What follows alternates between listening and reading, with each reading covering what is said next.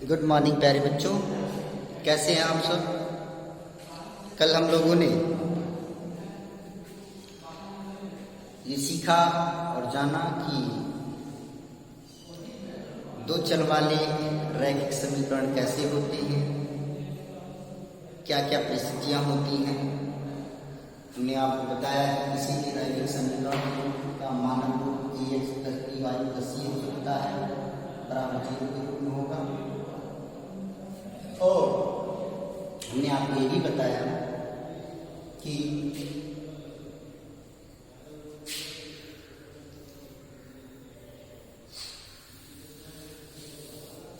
यहाँ पर ये 0 के बराबर नहीं होगा और ये भी 0 के बराबर नहीं होगा, ये बताया जा चुका है। c 0 हो सकता है, क्यों नहीं होगा, ये सारी बातें आपको बताई जा चुकी हैं। अब हमने आपको ये बताया था, जब मैं बहुपद पढ़ा रहा था तो हमने आपको बताया था कि x + 5 है।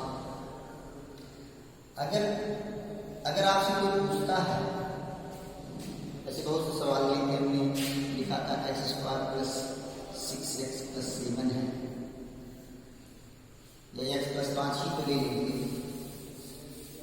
और आपसे कोई पूछता है कि क्या है, तो आप पूछोगे कि किसके पद होंगे।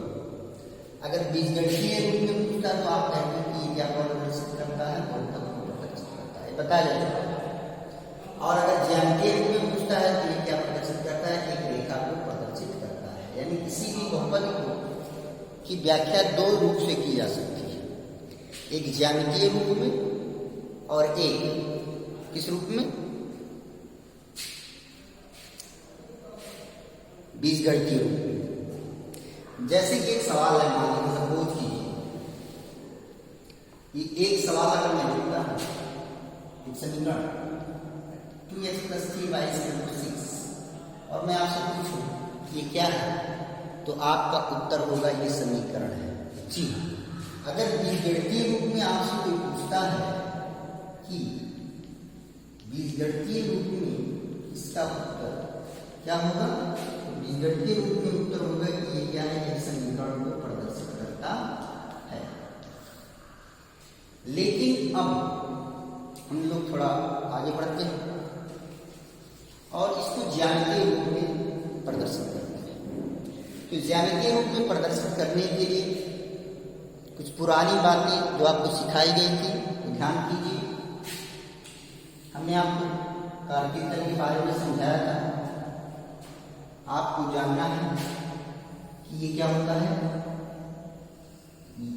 ये दो लंबवत अक्ष हैं, इस अक्ष को x अक्ष कहा जाता है और इस अक्ष को y अक्ष कहा जाता है। और ये दोनों लंबवत अक्ष एक दूसरे को जहां पर काटते हैं उसे मूल बिंदु कहा जाता है। क्या कहा जाता है, मूल बिंदु। और किसी भी तो ये कैसे चतुर्थांश होंगे, 1 2 3 4 चार चतुर्थांश बन गए। इन चारों चतुर्थांशों में पहुंचने के लिए हमको किसी भी बिंदु की स्थिति को जानने के लिए ये बिंदु कहाँ पर होगा, या ये बिंदु यहाँ पर कहाँ पर होगा, ये बिंदु कहाँ पर होगा, यहाँ पर कहाँ पर होगा। तो जैसे मान लीजिए यहाँ पर अगर आपको पहुंचना है तो आपको पहले x अक्ष से जाना है, फिर y अक्ष से चलेंगे। कहाँ से पहले ये किधर गए, x अक्ष के अक्ष से y अक्ष के, y अक्ष चाहिए ना, तो पहले x अक्ष की दिशा में गए। फिर मान लीजिए आपको यहाँ जाना है तो x अक्ष की अंश गए पहले और फिर y अक्ष की यहाँ। अगर आपको यहाँ जाना है तो पहले आप x अक्ष की दिशा इधर गलत आएंगे, यहाँ जाना है ना, तो आप किधर आएंगे, बाएं आएंगे और फिर किधर आएंगे, नीचे आएंगे, यहाँ पर होंगे। फिर यहाँ पर अगर आपको जाना है तो पहले आप दाएं जाएंगे, फिर नीचे आएंगे। तो इसका मतलब क्या सिखा रहा है कि अगर हमें किसी बिंदु की स्थिति के बारे में ज्ञात करना है कि वो कहाँ पर स्थित है तो दो बातें ध्यान रखना, पहले या तो दाएं जाना होगा या तो बाएं जाना होगा। सबसे पहले किधर मूल बिंदु से किधर जाना होगा, या तो दाएं जाना होगा या तो बाएं जाना होगा, पहली बात। दूसरी बात क्या है कि फिर क्या करना है, फिर या तो ऊपर जाना है या तो नीचे जाना है। ये बात क्लियर हो गई कि नहीं होगी? यहाँ पर जाना था तो दाएं गए फिर ऊपर गए, यहाँ पर जाना था तो बाएं गए फिर ऊपर गए, यानी दो बातें होती। क्या क्या हो सकती है? पहली बात यहाँ पर दाएं और बाएं, और यहाँ पर क्या ऊपर और नीचे। तो कई स्थिति हो सकती है, दाएं गए ऊपर गए या दाएं गए नीचे गए, या बाएं गए ऊपर गए या बाएं गए नीचे गए। लेकिन दाएं ऊपर या दाएं नीचे, बाएं ऊपर या बाएं नीचे, इन दो ही बात हो रही है। यानी किसी भी बिंदु की स्थिति के बारे में जानने के लिए हमको दो बातें चाहिए, दाएं ऊपर बाएं ऊपर, बाएं नीचे या दाएं नीचे, दो बातें। तो इसका मतलब क्या होगा कि किसी भी बिंदु की स्थिति को प्राप्त करने के लिए हमें दो अंकों की जरूरत पड़ती है, और इन्हीं दो अंकों को क्या कहते हैं, निर्देशांक। क्या कहते हैं? निर्देशांक। निर्देश घन अंक, निर्देश घन अंक बराबर हो गया निर्देशांक। निर्देश घन अंक बराबर हो गया निर्देशांक। अर्थात ये हमको बताता, निर्देश देता है, डायरेक्शन देता है कि हमको किस तरफ जाना है। क्लियर हो गया कि नहीं? इतनी बात समझ में आ गई। और आपको ये जानना है कि मूल बिंदु अगर मूल बिंदु की बात करते हैं तो मूल बिंदु की जो बात की, तो ना दाएं गए ना बाएं गए ना ऊपर गए ना नीचे गए, इसलिए मूल बिंदु का निर्देशांक हो गया 0, 0। निर्देशांक कितने होंगे? तो एक 0 हो गया, एक भी 0 हो गया। ये सारी बातें कक्षा में सिखाई गई थी, बताई। फिर मैंने कहा कि आपको ये मान, अगर मान लीजिए आपको यहाँ पर पहुंचना है, तो आप पहले मूल बिंदु से यदि आप x अक्ष के मतलब दाहिने तरफ जा रहे हैं, तो आपको कौन सा चिन्ह लिखना है? प्लस। और अगर मूल बिंदु के बाईं ओर जा रहे हैं तो आपको कौन सा चिन्ह लिखना है? माइनस। अगर मूल बिंदु के ऊपर जा रहे हैं तो आपको लिखना है प्लस, और अगर मूल बिंदु के नीचे जा रहे हैं तो आपको लिखना है माइनस।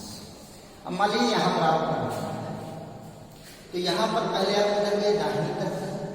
तो मूल बिंदु से दाहिनी की तरफ गए तो कौन सा चिन्ह मिला आपको? प्लस। और फिर किधर जा रहे हैं? ऊपर की ओर। ऊपर की ओर कौन सा चिन्ह है? प्लस। प्रथम ये प्रथम चतुर्थांश हो गया, और प्रथम चतुर्थांश का जो चिन्ह है वो क्या है? प्लस का प्लस। इसी तरह से दूसरे चतुर्थांश, ये दूसरा चतुर्थांश है, ये तीसरा चतुर्थांश और ये चौथा चतुर्थांश। ये बात क्लियर हो गई कि नहीं? तो अब अगर आप देखें यहां से, तो यहां पर अगर आप यहां पर जा रहे हैं तो सबसे पहले आपको क्या बताया गया? तो दाएं जाएंगे या तो बाएं जाएंगे। आप बाएं गए तो कौन सा चिन्ह मिला? माइनस का। और ऊपर गए तो क्या मिला? प्लस का। यानी दूसरे चतुर्थांश जो निर्देशांकों का जो चिन्ह होगा वो माइनस का प्लस होगा। अगर आपको तीसरे में जाना है तो पहले आप इधर जा रहे हो बाएं तरफ, तो माइनस हो गया, और फिर आप नीचे आ रहे हो, और नीचे के लिए चिन्ह क्या है? माइनस का। तो क्या हो गया? माइनस का माइनस। इसी तरह से अगर आप यहां पर आ रहे हो तो पहले आप दाएं गए तो क्या हो गया? चिन्ह प्लस का, और फिर नीचे आ रहे हो तो नीचे के लिए चिन्ह क्या है? माइनस का। तो चतुर्थांश का जो चिन्ह हो गया वो प्लस का माइनस हो गया। ये बात क्लियर हुई कि नहीं? समझ में आ रहा है कि नहीं? अब आपके मन में आ रहा है कि ये सारी चीजें क्यों बता रहे हैं सर? अब ये बता रहे हैं आपको कि क्यों बताया जा रहा है, काहे बताया जा रहा है, सब कुछ समझ में आएगा। लेकिन ये सारी बातें आपको जाननी है, समझ में आ गई कि नहीं? तो ये प्लस का प्लस, ये माइनस का प्लस, ये माइनस का माइनस, और ये प्लस का माइनस।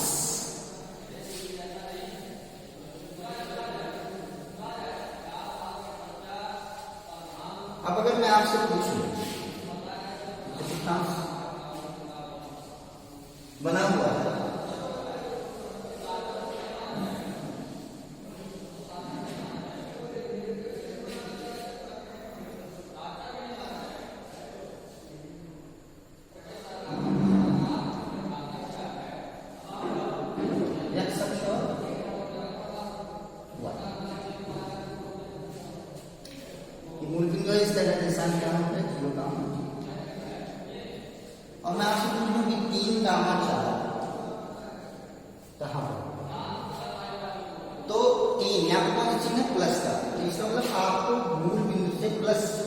मतलब दाहिने दाएं, पहले दाया बाएं जाते हैं, यहाँ पर कौन सा चिन्ह है प्लस का, इसका मतलब आपको दाहिनी तरफ का कदम जाना है, 1 2 और 3। यहाँ पर 1 2 3 4, 1 2 3 4, 1 2 और 3। तो पहले आप दाहिनी तरफ कितना कदम गए, 3 कदम। अब फिर क्या है, 4। पहले दाएं जाते हैं, फिर दाएं गए, अब किधर जाएंगे, ऊपर या नीचे, लेकिन यहाँ पर चिन्ह किसका है, प्लस का, यानी हमको ऊपर जाना है। क्या करना है, 4 1 2 3 4, ये देखिए यहाँ पर ये हो गया 3 कामा 4। फिर से समझो, जैसे पहले कितना है, यहाँ पर कौन सा चिन्ह दिया हुआ, 3, तो 3 दाहिनी तरफ जाया करेंगे, क्यों, क्योंकि प्लस का चिन्ह है। पहले दाया बाएं जाते हैं, क्योंकि प्लस चिन्ह है इसलिए बाएं ना जाकर किधर गए हम, दाएं गए। अब फिर किधर जाएंगे, या तो ऊपर जाना है या तो नीचे जाना है, लेकिन ऊपर जाएंगे क्यों, क्योंकि यहाँ पर प्लस लगा हुआ है, इसलिए ऊपर गए। कितने कदम गए, 4 कदम। तो ये बिंदु हो गया आपका 3 कामा 4। अगर आपसे कोई पूछता है कि 3 कामा 4 किस चतुर्थांश में है, तो आप बता सकते हो पहले चतुर्थांश में। अब आप उसको चित्र के माध्यम से बना सकते हो, तो आपको अभी चिन्ह नहीं बताया गया कि यहाँ पर भी प्लस है और यहाँ पर भी प्लस है, इसलिए किसी चतुर्थांश में होगा, पहले चतुर्थांश में। तो आप बुद्धि और विवेक से भी बता सकते हैं, और जो आपको सिखाया गया उससे भी बता सकते हैं, रटने की कोई जरूरत नहीं। अब ये मैं आपसे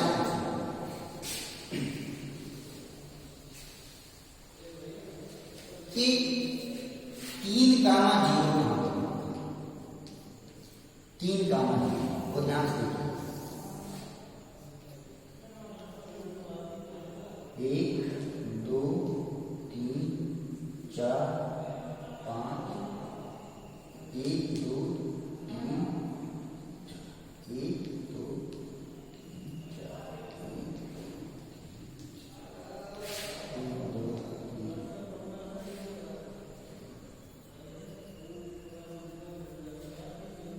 बाएं तरफ देखिए क्या होगा, -1 -2 -3, ये ऊपर हो गया, ये क्या हो गया, -1 और ये क्या हो जाएगा, -2। लेकिन लिखने की जरूरत नहीं है, अभी समझने की जरूरत है, ये सब रहने दीजिए, केवल समझने की बात है। चलिए देखिए, अब आ गया आपको 3 कामा 3, तो ये प्लस चिन्ह क्या बता रहा है, क्या आपको किधर जाना है, दाहिनी तरफ। क्या करें, 1 2 3, यहाँ पर गया। फिर क्या लिखा हुआ है, 0 लिखा हुआ है, तो 0 का मतलब क्या, 0 कदम, तो यानी 0 कदम ऊपर जाना है, 0 कदम नीचे जाना है, इसका मतलब 0 का मतलब कोई कदम है नहीं, यानी कोई कदम आप चले ही नहीं है, यहीं पर रुक गए। 3 का मतलब कहाँ पर होगा, एक्स एक्स। ये बात समझ में आई कि नहीं। अगर मैं आपसे पूछूं कि 0 कामा -2 कहां पर होगा, तो 0 कामा -2 कहां पर होगा, 0 लिखा हुआ है, तो सबसे पहले आपको क्या बताया गया है, या तो दाएं जाएंगे या तो बाएं जाएंगे। जब 0 हो गया तो ना दाएं जाएंगे ना बाएं, आप इस चौराहे पर खड़े हो, यहीं खड़े हो, और अब कह रहा है 0 कदम चलिए, या तो दाएं जाएंगे या तो बाएं जाएंगे। तो जब 0 कदम है तो ना दाएं गए ना बाएं गए, यहीं पर खड़े हैं। अब फिर क्या है, माइनस, यानी -2, तो या तो ऊपर जाना है या तो नीचे जाना है, लेकिन माइनस किया इसका मतलब नीचे आएंगे। कई कदम आएंगे, 2 कदम, 1 कदम 2 कदम, ये हो गया 0 कामा -2। ये बात क्लियर हुई कि नहीं, समझ में आया कि नहीं आया, कोई दिक्कत तो नहीं है। ये सारी बातें आपको सिखाई गई, लेकिन चूंकि इसका इस्तेमाल इस क्षेत्र में होना है, इसलिए हम ये बातें फिर से रिवाइज कर रहे हैं। अब मैं आपसे पूछूं कि -3 कामा 0, तो -3 कामा 0, पहले किधर जाते हैं, मूल बिंदु से दाएं जाएंगे या बाएं जाएंगे, माइनस लगा हुआ तो किधर जाएंगे, बाएं। 1 2 3 0, यहाँ पर पहुंच गए, मूल बिंदु से चले, यहाँ से चले, यहाँ पर अब यहाँ पर पहुंचे नहीं है। अब कहाँ, यहीं चल, अब जहाँ चल रहा हूँ, कहाँ चल रहा हूँ, यहाँ से, यहाँ से यहाँ पहुंच गए। अब चलना कहाँ से, यहाँ से, कितना है 0, तो 0 कदम है तो ना ऊपर जाएंगे ना नीचे जाएंगे, यहीं रुक जाएंगे, तो क्या हो गया, -3 कामा 0। बात क्लियर हुई। अगर मैं आपसे पूछूं कि 0, 4 चलना कहां से आपको? मूल बिंदु से 0, 4 तो मूल बिंदु से जाना है 0 यानी 0 कदम। किधर जाना है? दाहिने कदम या बाएं जाना है? 0 कदम है तो ना दाहिने दे ना बाएं दे। अब क्या लिखा हुआ? 4 + 4 तो अब किधर जाना है? ऊपर की ओर। तो क्या कदम है? 1, 2, 3, 4 हो गया 0, 4। तो ये बात आपको दिमाग में बैठानी है कि चलना कहां से आपको? मूल बिंदु से। पहले किधर जाना है? या तो दाएं जाना है या तो बाएं जाना है। अगर पहला हमको 0 दिया हुआ है तो इसका मतलब ना दाएं जाना है ना बाएं जाना है। और दूसरे अंक के अनुसार आपको ऊपर जाना है या नीचे जाना है। क्लियर? पास में नहीं है। इसे एक बार और देखिए, 2 सवाल और देख लीजिए। अगर मैं पूछूं -2, 0 तो -2 का मूल बिंदु, ये मूल बिंदु पर है, -2 बता रहा है कि आपको किधर जाना है? बाएं जाना है। तो आप बाएं तरफ क्या करेंगे? 2 1, 2 यहाँ पर पहुंच गया। अब जब यहाँ पर पहुंच गए तो आपको यहाँ से कहाँ जाना है? या तो ऊपर जाना है या तो नीचे जाना है। लेकिन ये जो 0 है वो बता रहा है, 0 क्या बता रहा है कि ना आप ऊपर जाइए ना नीचे जाइए।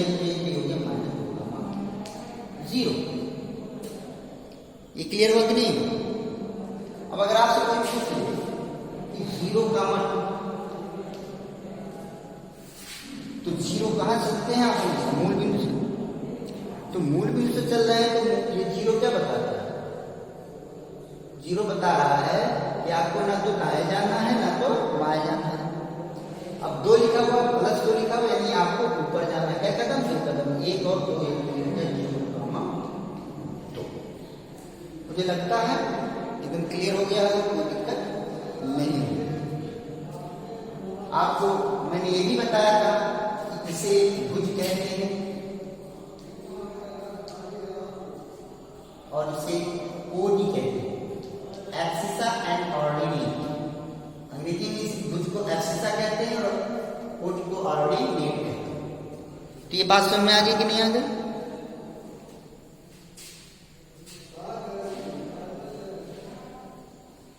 कोई दिक्कत नहीं होगी मुझे लगता है। अब हम लोग आगे बढ़े। जितनी बात अगर आपको समझ में आ गई है तो अब जो हमने सवाल लिया था तो सवाल क्या लिया था? हमने लिया था कि 2x + 3y = 6। क्लियर? और हमने कहा कि इसका उत्तर बताइए बीजगणितीय निरूपण। इसका बीजगणितीय अगर उत्तर होगा तो आप होंगे क्या है? समीकरण। बीजगणितीय उत्तर ये तो बता दिया। अब अगर आपसे कहते हैं कि इसको ज्यामितीय रूप में निरूपित कीजिए तो आइए हम लोग देखते हैं कि ज्यामितीय रूप में हम कैसे निरूपित करेंगे। तो देखिए सवाल में क्या दिया हुआ है? 2x + 3y = 6। जो तरीका मैं जो विधि में आपको यहाँ पर सिखा रहा हूँ वही विधि हर सवाल में लिखेंगे। तो सबसे पहले क्या है? पहली स्थिति लिखेंगे जब x = 0। x = 0 सबसे पहले 2 ही काम करना है। एक बार x को 0 करने है और एक बार y को 0 करना है। तो अब हम इसका ज्यामितीय निरूपण करते हैं। तो लिखे हमने जब x = 0। तो जब x = 0 रखेंगे तो पूरा किनारा क्या हो जाएगा? 0। और आपको क्या मिल जाएगा? 3y = 6। तो y = 3, y = 6/3, 3 दूना कितना है? 6। यानी इसका मतलब क्या हो गया कि जब x = 0 है तो y क्या हो गया? 2। ये बात क्लियर हो गई। और फिर आपको क्या करना है? जब एक बार x = 0 रखा आपने, अब आप इसको 0 करोगे y। हर सवाल में आप यही करना। एक बार x को 0 करना है, एक बार y को 0 करना। तो जब y = 0 हो गया तो यहां से क्या होगा? ये तो 0 हो जाएगा। 3 0 1 0 तो आपको क्या मिलेगा? x = 6। क्लियर हो गया कि नहीं हो गया? तो 2x = 6 हो गया तो x बराबर कितना आता है? 2 एक बिंदु आपको क्या मिल गया? 3 यहां से जो बिंदु मिला मिल गया 0, 2, x 0 तो y 2, और जब y 0 रखा तो x का मान कितना मिला 3, तो यहाँ पर कितना लिखेंगे 3, 0। अब लोग कह रहे हैं जब यहाँ पर जब 0 था तो पहले आपने 0 लिखा फिर 2 लिखा, और यहाँ पर तो y का मान 0 रखे तो 3 है, तो यहाँ पर 0 का मान 3 लिखना चाहिए, आप 3 का मान 0 क्यों लिख रहे हो? बेटे पहले आपको x की वैल्यू लिखनी है, y की वैल्यू लिखनी है। पहले आपको x की वैल्यू लिखनी है, फिर y की वैल्यू लिखनी है। क्यों लिखनी है? क्योंकि आपको बताया जा चुका है कि जैसे हम जब निरूपण करते हैं पहले हम किधर जाते हैं, x अक्ष के अनुसार, और ये फिर y अक्ष के अनुसार, पहले x वाली वैल्यू फिर y। तो यहाँ पर x कितना था 0, तो x 0 लिख दिया, y कितना था 2, तो 2 लिख दिया। जब y को 0 के बराबर किया तो x की वैल्यू आई 3, तो यहाँ पर x लिख दिया 3 और y लिख दिया 0। ये बात सुना गई, x का मान आ गया, तो आपको क्या बिंदु मिल गए, 2 बिंदु मिल गए। कौन कौन? एक 0 का मान 2 मिल गया, एक 3 का मान 0 मिल गया। ये बात क्लियर हुई कि नहीं हुई? समझ में आ गया है? उतार लेंगे, आगे बढ़ते हैं।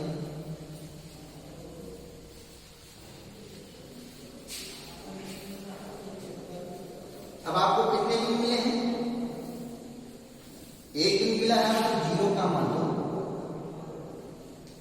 और दूसरा जो बिंदु मिला है वो मिला है आपको 3 का मान 0, यही मिला।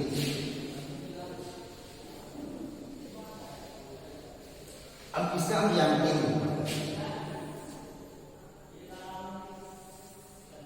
x अक्ष, y अक्ष, 1 कदम, 2 कदम, 3 कदम, 1 कदम, 2, 3, अपने हिसाब से बना लेंगे, इसका कोई नहीं कितना बनाएंगे। अब x पहला बिंदु क्या 0, तो चलना कहां से आपको 0 कहेगा, इसका मतलब ना आपको दाएं जाना है ना बाएं जाना है। फिर कितना लिखा हुआ 2, तो आपको कै कदम जाना है, ऊपर जाना है, कै कदम 2 कदम, तो ये हो गया 1 कदम, 2 कदम, तो ये हो गया आपका भी 0, 2, क्या 0, 2।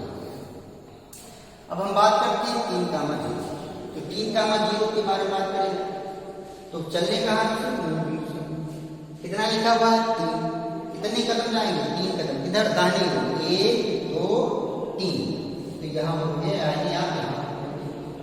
फिर लिखा हुआ 0, तो जब 0 लिखा हुआ तो ना ऊपर जाना है ना नीचे जाना है, तो ये फिर हो गया 3, 0। ये बात क्लियर होगी? तो अब इन दोनों बिंदुओं को मिला दीजिए और एक ही रेखा दीजिए।